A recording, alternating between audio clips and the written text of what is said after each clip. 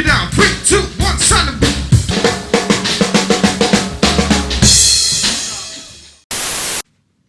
Yo, I'm Sven Bakker and here is my second Fun Groove mini tutorial. If you want to see the first one, check the pop-up link at the end or go to the magnifier icon on my channel and type tutorial to get all tutorials I made.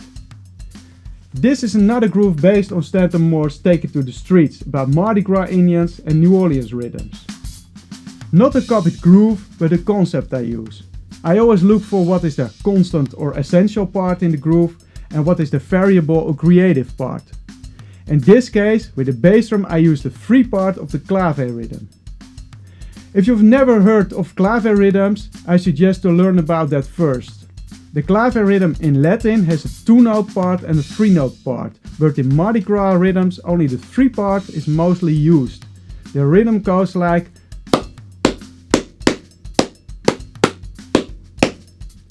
Over that bass drum pattern I started combining basic 8-note and 16-note figures that are written in chapter 7, but I kind of made them up myself.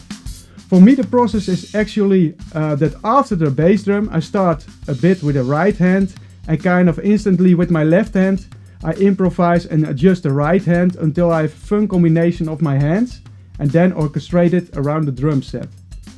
This process is also applied with the second groove or variation groove in this clip. In this groove I wanted to do a slight variation in bass drum, but instead with my hands I came up with this sticking while doing a fill in groove 1. Notice how not only this variation groove is kind of an extended part of groove 1, also all fills fit in or are a reflection of the groove. So with me the process is after a lot of improvisation I filter out a part that sounds cool and work it out with fills and variation grooves. Lastly, just a fun story about the intro fill. My third LP I got when I was a teenager was Eric B. and Rakim's Paid in Full with the song I Know You Got Soul. This was before I started drumming on a drum set. As there was hardly hip hop in media and there was no internet, I played this a gazillion times. Hearing the sampled fill from Funkadelic's You'll Like It over and over. Somehow I forgot for decades, or at least to play it myself on a drum kit. Until decades later I saw Stetsasonic and their drummer Bobby Simmons play the fill or variation in one of their songs. Since then I can't stop playing it. But for now, let's get into the groove.